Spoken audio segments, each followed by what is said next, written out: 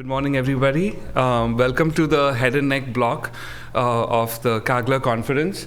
For many of us, including some of my colleagues here, it's the first time at CAGLA, or the Cancer Advocacy Group conference, and it's already been like a phenomenal experience. Listening to Dr. Malusia talk this morning, and then of course our keynote speaker talk about digital health was quite enlightening, and I think we're heading towards exciting times. We're going to be talking a little bit about head and neck cancer, and I just want to introduce myself. I'm Rohan Valvakar. I'm the vice chair of head and neck surgery services at LSU here in New Orleans, and I also am proud as well as humbled to hold the title of Mervyn Trail Endowed Chair in Head and Neck Oncology. It was a real honor to be able to put together this panel of experts who also I'm fortunate to call my friends and colleagues who've helped me take care of so many cancer patients, and in their own influence have helped take care of cancer patients in the community for years. Head and neck cancer is a very unique cancer because it kind of affects the patient in a way that no other cancer does.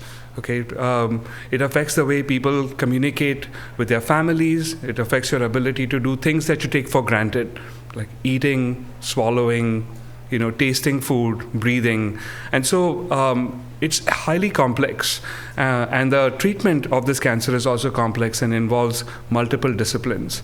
So I wanted to introduce the group to Dr. Vaitaitis, who is my partner at LSU. She is a head and neck cancer surgeon. She's going to be talking about surgical nuances as relates to management of head and neck cancers. Dr. Brian Bulme, who's also one of my colleagues at LSU, who's been instrumental in kind of pushing things forward in the hematology, oncology, management of cancers here at LSU and in Greater New Orleans. It's brought a lot of clinical trials to the area and is a leader in his field.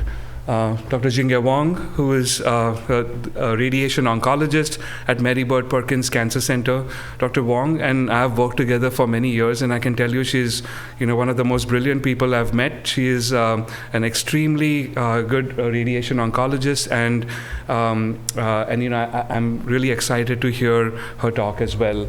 And Dr. Paul Friedlander, who is been a leader in otolaryngology and ENT and in the head neck cancer field for many years, and he's going to be talking on social determinants of cancer patient management and how that influences how we take care of our patients. So without further delay, I'd hand over the mic to Dr. Wang, who's going to be our first speaker.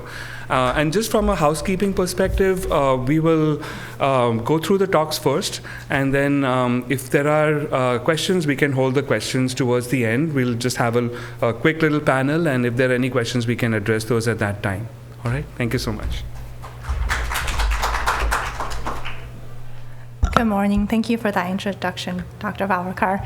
My name is Jingya Wang. I'm a radiation oncologist at Mary Bird Perkins Cancer Center, which is mostly based in Baton Rouge, but we also have satellites on the North Shore, including Hammond, Covington, hopefully Slidell one day. So it's nice to be here. Today I'm going to talk about basic principles of head and neck radiation treatment.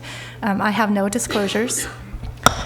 The goal of this talk is to understand the basic principles of radiation therapy, understand the role of radiation in the treatment of various head and neck subsites, understand both the acute and late side effects of head and neck radiation treatment, and understand the mechanisms by which modern radiation techniques can help reduce toxicity in head and neck radiation treatment. So just to start off with some basics, I'm not sure that everyone has a radiation oncology background. Radiation is basically the use of high-energy X-rays or charged particles in the treatment of cancer. Radiation can be used for curative purposes as well as for palliation purposes to reduce pain and reduce mass effect. Radiation works by causing double-stranded DNA breaks in both normal tissue and as well as in cancer cells. We are selective in the way that the radiation can kill cancer cells versus normal tissue in two major ways. Radiobiologically, radiation is more effective in cancer cells that divide more quickly, and so it's more selective for killing rapidly dividing cells, which tends to be cancer cells rather than normal tissue. We also use the principle of radiation fractionation, meaning instead of delivering a really high dose in one treatment, we fractionate the treatment over the course of several weeks, where each patient only gets a little bit of a dose of radiation per day. And that allows us to use the principle of DNA repair. So cancer cells lack normal DNA repair mechanisms, and when they get a little dose of radiation, they tend to die off. Similarly, however, what's different is that normal tissues have normal DNA repair mechanisms, and so if they just get a little dose of radiation per day, they're able to activate that DNA repair mechanism and heal itself. The other major way that we are selective is just by being more conformal with our radiation in terms of physically aiming and targeting the radiation beams towards the target and sparing normal tissues as much as possible. This is just a picture showing how we have tried to improve our radiation conformality over time. If the goal is to conform radiation to an irregularly shaped target, 2D planning does a very crude job of that. 3D planning has gone better over the years, but as you can see with IMRT, it becomes a lot more refined in what we can do. Conformal radiation is basically creating a high-dose volume that is shaped to closely conform to the desired target volume while minimizing dose to the critical normal tissues. And this is enabled by the development of dynamic multi-leaf collimators, which are small movable metal leaves that shape the radiation field and alter the intensity of radiation delivered to that portion of the field. The two main types of conformal radiation we have is 3D conformal, which uses geometric field shaping alone, and then IMRT, which are techniques to modulate the intensity of the fluence in addition to geometric field shaping. So this is a quick overview of what 3D conformal versus IMRT radiation fields look like. As you can see, with 3D conformal, again, we're using beam shaping from multiple angles to conform the radiation dose to the tumor. We generally use 4 to 6 beams, but the radiation intensity is uniform within each beam. With IMRT, we also use beam shaping, but now each treatment field is also divided into multiple segments up to 500 per angle. And on top of that, the radiation intensity can be modulated. So by the time we get to 9+ beam angles with thousands of segments, each of which can be individually modulated, you can see we get a much more conformal radiation that's precisely molded to the shape of the target. VMAT is a modern update of IMRT where the dose is distributed over a smooth arc, 360 degrees one way and another way, and this allows us to improve conformality some more as well as further reduce treatment times. This is an example of how the radiation fields for the treatment of nasopharynx cancer in particular has evolved over the years. In the 1990s, we used 2D-based planning, so basically we put on an X-ray and hoped it went there, and we blasted the entire head and neck. In the year 2000, we have 3D conformal radiation, and you can see we get a more rectangular shape over where we want to treat the nasopharynx, but the parotids are getting blasted. The parotids are in blue, are getting blasted in this field. And since the invention of IMRT in 2010, you can see we have much tighter dose distribution along the target, and we're much better at sparing the bilateral parotids. Just a quick word on the radiation treatment process. I have a lot of patients who come in for consultation and they go, oh, I thought I was starting radiation treatment today. And I wish we could work that fast, but unfortunately there is a process for radiation planning that does take about 1 or 2 weeks. The first step after we decide that the patient is qualified for radiation is that we have to do a simulation scan. That is where we put the patient in radiation treatment position, make an immobilization device to immobilize the part of the body that we're treating, and then obtain a set of images in that position with the proper immobilization device, and we use those images to actually plan the radiation. So in head and neck, if we're treating the throat and the neck, we want to open up the neck space, and so the patients are simulated with their chin tilted upwards, their shoulders retracted, they are resting their head in a custom mold hair.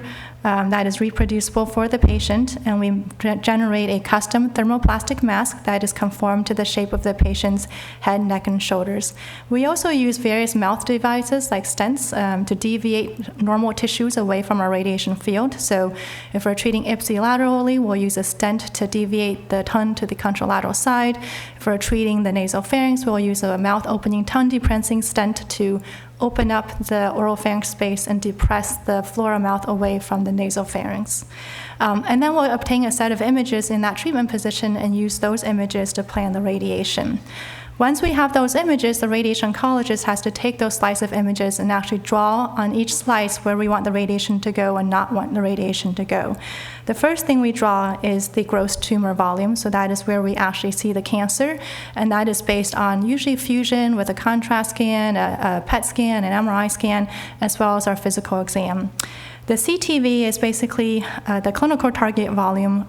We all know here that just the gross disease is not all that we want to treat. Every cancer has microscopic tentacles that extend beyond the gross volume. And so we have to treat clinical target volumes that are also at high, intermediate, and low risk of harboring microscopic disease to high, intermediate, and low risk disease volumes.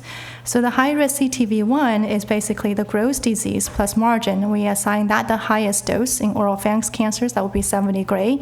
CTV2 is the intermediate risk mucosal sites and nodal volumes. They get an intermediate radiation dose, generally 63 gray in the definitive setting.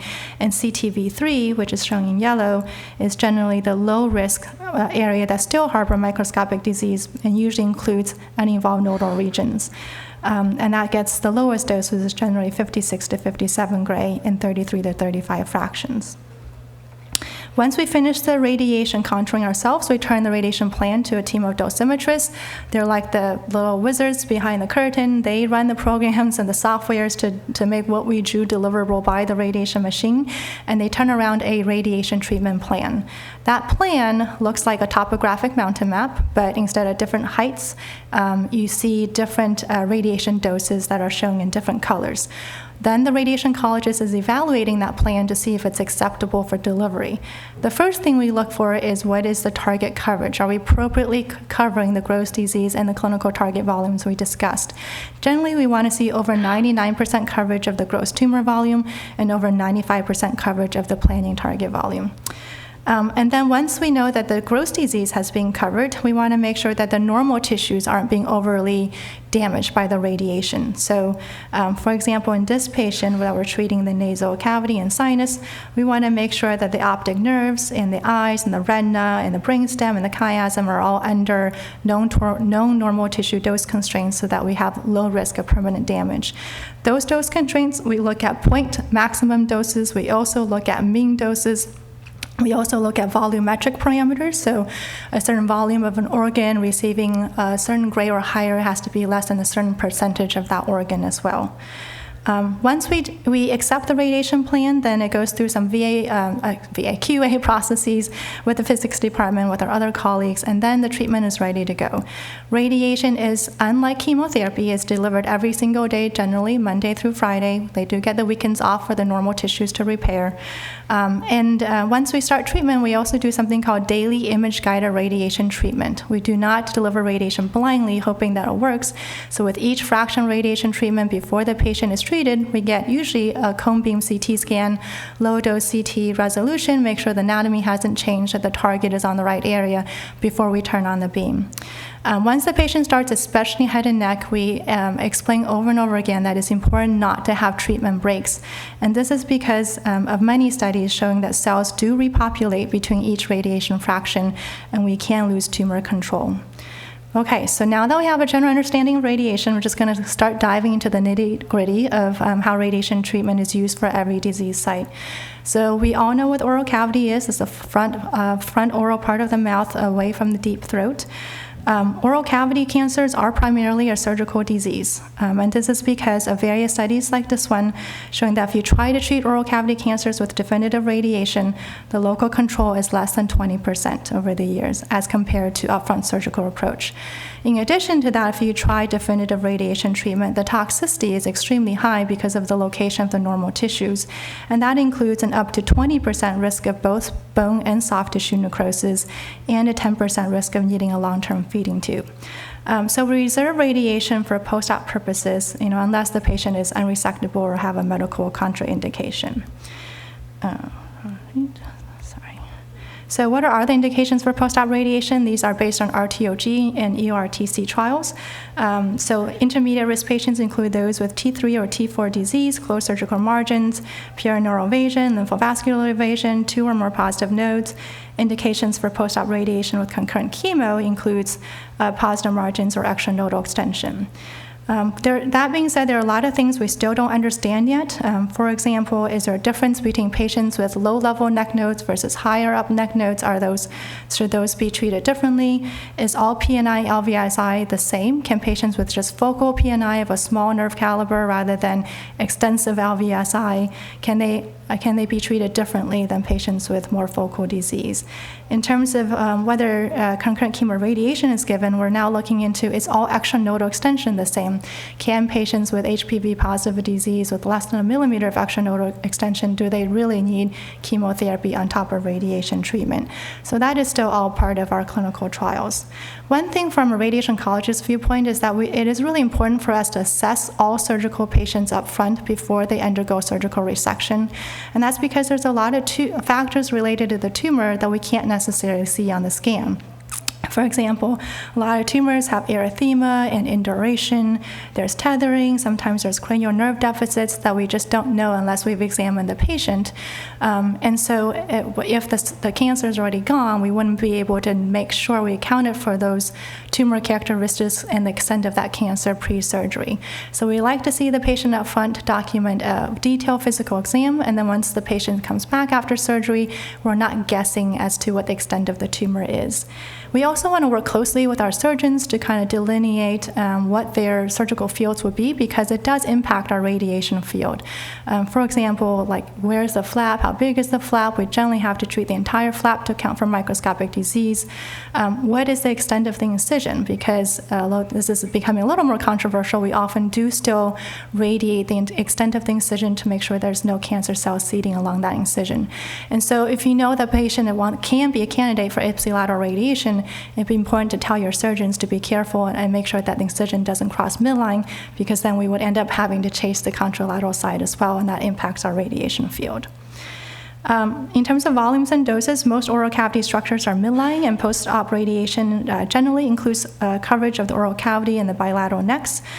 So for oral tongue, flora, mouth, for example, we generally include the entire oral tongue, flora, mouth in a high-dose volume with involved nodal regions and adjacent regions receiving about 57 gray, and the elective nodal regions, which is generally levels 1B through 4, receiving 54 gray.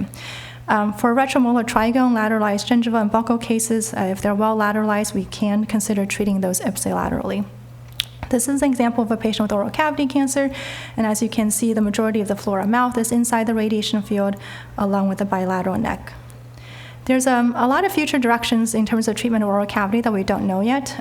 For early and low-risk disease, the surgeons know this better than me, but there's an NRG HN006 trial looking to see if all of these patients need elective neck dissection, or whether we could just do a sentinel node biopsy and just assessing the first echelon of drainage may be sufficient for these patients.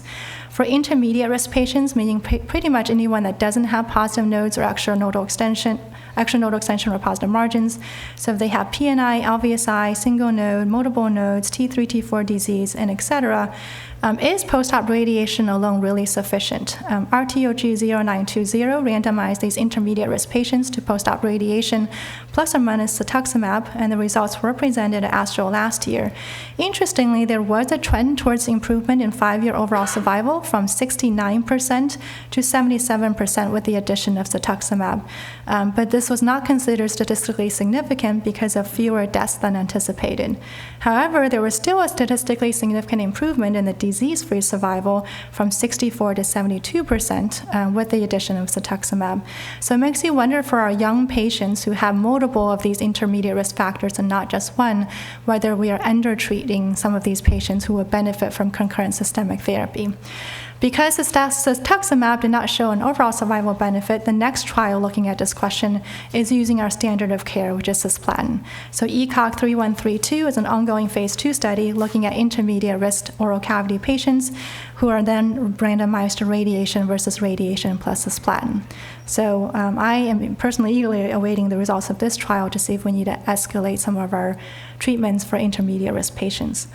For high-risk disease, meaning positive nodes or a positive action nodal extension or positive margins, RTOG 1216 is looking to see whether cisplatin is the appropriate agent. So they're looking at post-op radiation with concurrent cisplatin, which is the standard of care, versus docetaxel and cetuximab. Moving on to oropharynx cancers, which is basically the base of tongue, tonsil, and soft palate. Oropharynx cancer is basically traditionally thought as of a disease of radiation or chemoradiation first, but as our surgeons know, transoral robotic surgery is now becoming an option for select cases. In terms of radiation versus chemoradiation, we use the AJCC 7th edition staging to kind of think about these cases, but we add chemotherapy for patients who generally have multiple clinically involved nodes, one single node but large, greater than 3 centimeters, clinical evidence of extranodal extension, or really large primaries, T3, T4 disease that also happen to be endophytic. These are the radiation doses that we use for treating oropharynx cancers. I train at MD Anderson, so I use these MD Anderson volumes, but I would say most people across the country do treat to 3 different volumes, with some people treating to 2 different volumes and omitting the kind of intermediate dose region. But for most oropharynx cancers getting chemoradiation, we treat those 3 clinical target volumes we talked about in terms of high, intermediate, and low risk probability of harboring microscopic disease. That high risk gets 70 gray, intermediate risk gets 63 gray, and low risk gets 57 gray and 33 fractions. So just an example of our volumes. So let's say we're treating a tonsil cancer. The GTV would just be the tonsil cancer, and where the node is, we add a 5 millimeter margin on top of that. CTV2, getting the intermediate risk dose for tonsil cancer, would include the remainder of the tonsillar fossa from the maxillary tuberosity to the hyoid up to the retromolar trigone, the adjacent GP sulcus. We do cover a corner of the base of tongue all the way to the midline soft palate and the adjacent nodal levels. And then CTV3, meaning there's still risk of disease but not gross disease there, would include the remaining elective neck.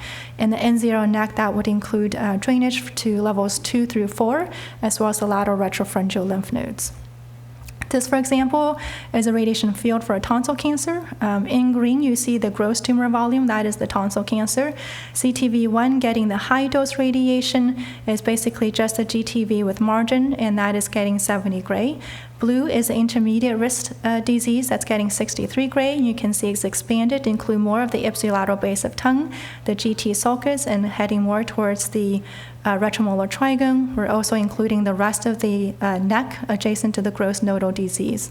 And then CTV3, which is the elective nodal volume, is getting the lowest dose, is the remaining neck that's still at risk, so bilateral 2 through 4 and retropharyngeal lymph nodes. In terms of ipsilateral bilateral radiation, base of tongue, soft palate are midline structures, and we do think that they drain to both sides of the neck, and so we do generally treat bilaterally. Tonsil cases are well lateralized, and so we do consider ipsilateral radiation for those patients. We use the ARS appropriateness criteria, so you have to have no T3 or T4 disease, no more than 1 centimeter extension to the soft palate or base of tongue. They need to be well lateralized with the tonsil cancer located more than a centimeter from midline, and we want to make sure that the nodal burden is not excessive enough to cause retrograde lymphatic flow. So no bulky adenopathy, not more than 2 lymph nodes involved, and we don't want to see really large lymph nodes or nodes with extranodal extension to be safe in terms of doing ipsilateral radiation. As we all know, HPV status has really changed the prognosis and treatment for oropharynx cancers. How has it affected our radiation treatments? Well, NRG HN002, which has now bled into HN005, is a phase 2-3 trial of de-intensified radiation treatment for patients with early-stage P16 positive oropharynx cancers. What they're looking at is dose de-escalation from our standard dose of 70 gray over 6 weeks with chemotherapy to now 60 gray over 6 weeks with chemotherapy, and those official results are still pending. For patients who receive upfront TORs, their ECOG 3311 is a phase 2 trial, again looking at HPV-positive low-risk disease patients with negative margins, less than 5 nodes and less than millimeter extranodal extension, who upfront get TORs and then are randomized to post-op radiation. But the dose is also de-escalated from 60 gray, which is our standard of care, to now 50 gray on the clinical trial. These results have been published, and the 2-year progression-free survival are comparable and encouraging, but we are awaiting phase 3 trials. So as of today, I personally do not use the HPV status to lower my dose or change my radiation field outside of a clinical trial, but we do await the long-term follow-up of phase 3 trial results. As you all know, probably the biggest change to HPV cancers is the arrival of transoral robotic surgery, and the goal of surgery is to provide equal tumor control to definitive chemoradiation, but with less toxicity. And by less toxicity, it does mean that we have to be very careful with our patient selection. So from a radiation oncologist viewpoint, which patients are not eligible for TORs? The main thing is that we don't want the surgery to cause major functional deficits. So patients with T3 to T4 primaries, more than minimal soft palate extension, central tongue-based tumors. If you undergo TORs, there can be a large defect or hole in the back of the throat, or reflux up towards the nose, and so that dysphagia can be worse than what's caused by chemoradiation. And of course, patients with medical contraindications, or you do have to be able to expose the throat to get in there with a robot, so you can't have trismus or other difficulties with exposure. For the rest of the patients, we use the post-TORS pathology report to assess their risk groups. Low risk means patients who have pathologic T0 to 2, N0 to 1 disease using AJCC 7th edition staging with no other adverse features. Those patients do not need any other adjuvant therapy after TORs. And so that is what we think the lowest possible toxicity for any curative approach, and is what we consider a home run. Intermediate risk patients are those with pathologic T3 to 4 disease, positive PNI, positive LVSI, closed margins, 2 or more involved lymph nodes. Those patients still have risk of residual microscopic disease despite TORs, and will still need adjuvant radiation to 60 grays, our current standard of care. In this case, we do think the combined toxicity of TORs and 60 gray of post-op radiation is probably equivalent to definitive radiation alone or chemoradiation to 70 gray. That is what we call a base hit, and usually allow these patients to make a personal decision on whether they want surgery or definitive chemoradiation treatment. High risk is the one situation that we want to avoid at all costs. These are the patients who end up having positive margins or extranodal extension after TORs, and they will need both chemotherapy and radiation afterwards. We do think the combined toxicity of TORs and 66 gray of chemoradiation does far exceed the toxicity of chemoradiation alone, and that's what we call a strikeout. And that's what we do at tumor boards, is just to determine what is the probability that this could happen, to determine if the patient can be a suitable TORs candidate or not.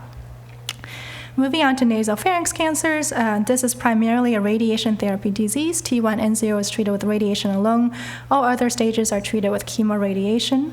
MRI is very crucial for radiation planning because we can't see the peripheral space or the skull base or the nerves well without MRI imaging, and that's often used for fusion.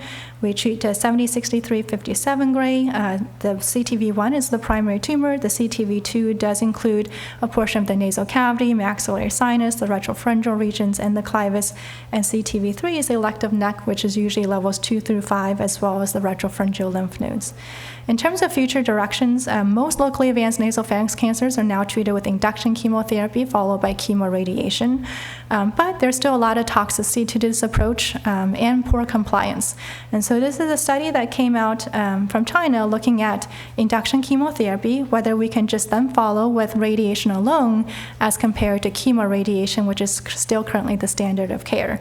And so far, they have shown great 3-year progression survival, around 70 to 75%, with no difference in the two arms, and the acute toxicity has been lowered from 73% to 54%. So that may be something that's coming in the future for nasopharynx cancer. Larynx cancers, in the interest of time, I'm just going to focus on the glottic larynx. So glottic larynx, the treatment for radiation really depends on the T stage of the tumor.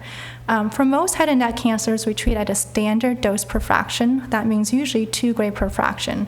But with early-stage larynx cancers, this is the one time you will see us treat at a higher dose per fraction at 2.25 gray per fraction. That's called hypofractionation, which is giving a higher dose over a shorter amount of time.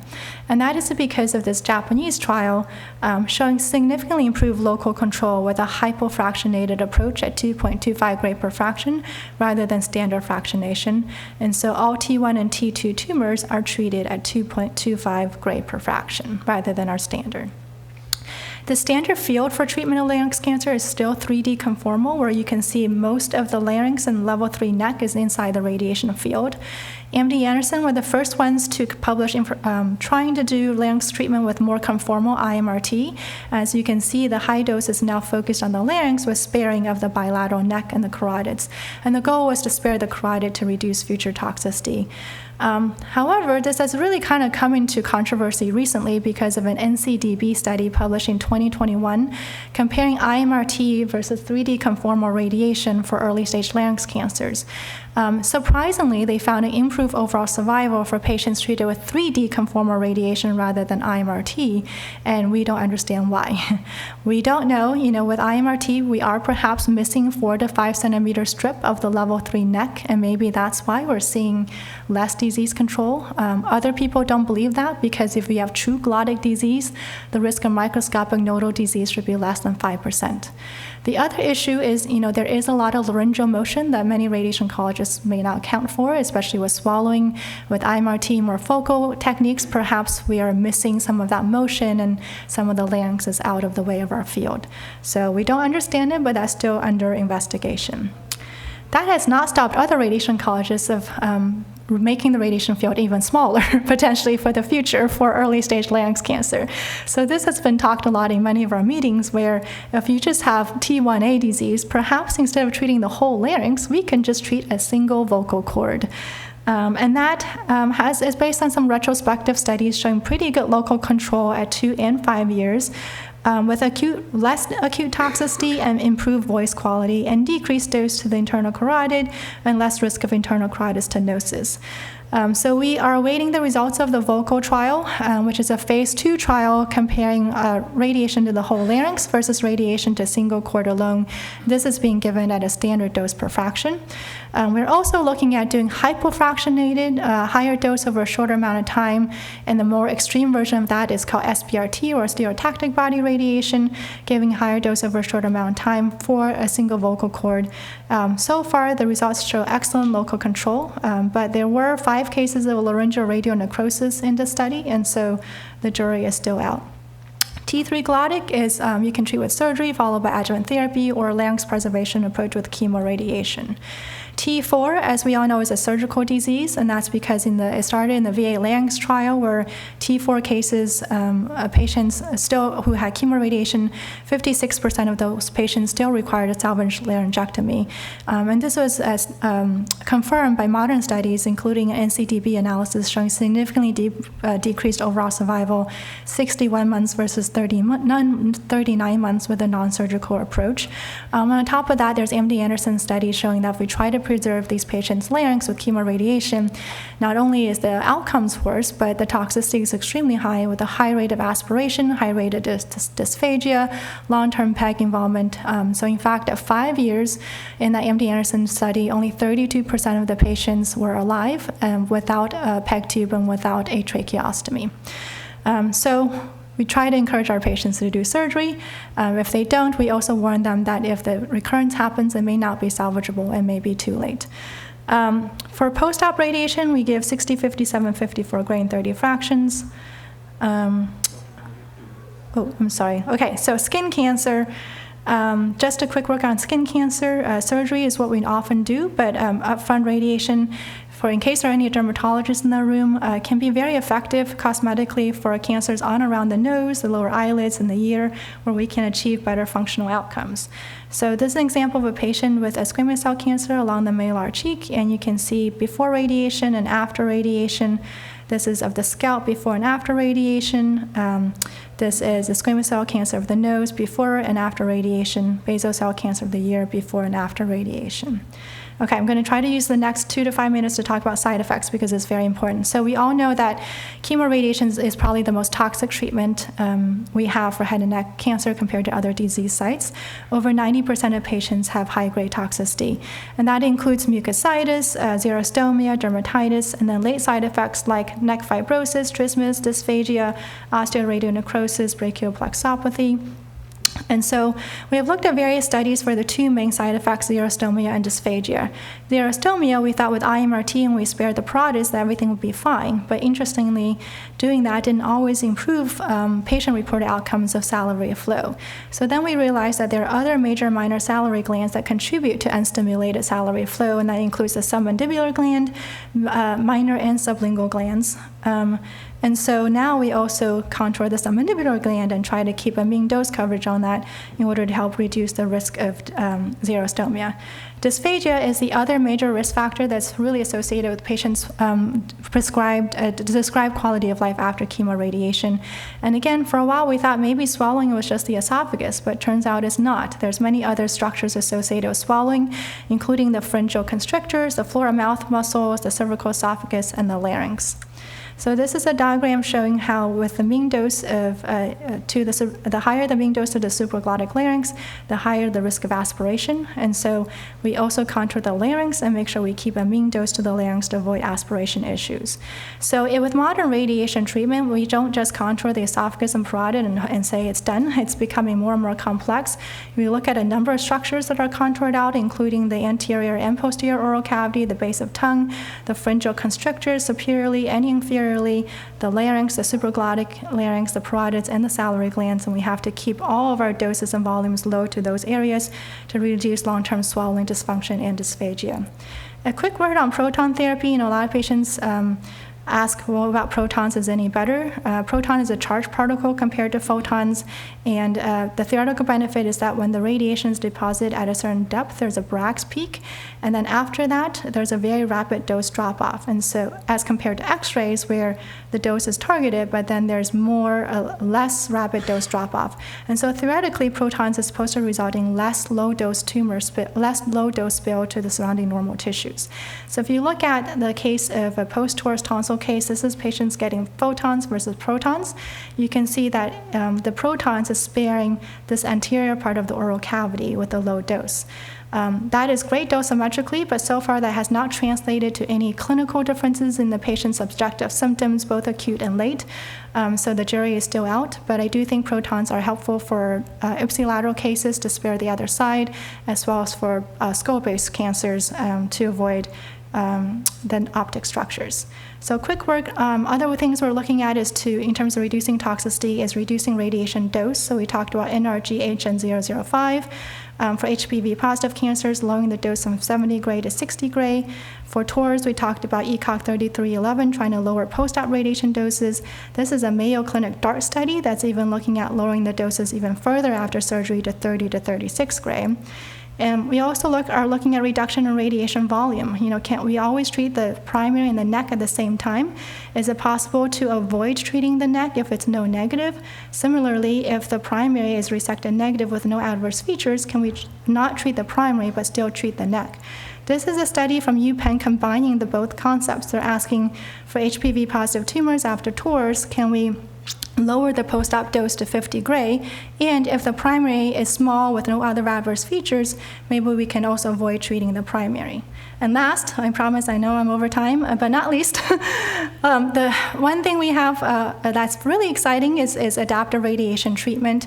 In the standard of care, we do the same field and dose of radiation from the beginning to the end of treatment, but with adaptive radiation, we're able to visualize the tumor with every fraction and see if we need to modify our radiation radiation field as well as dose.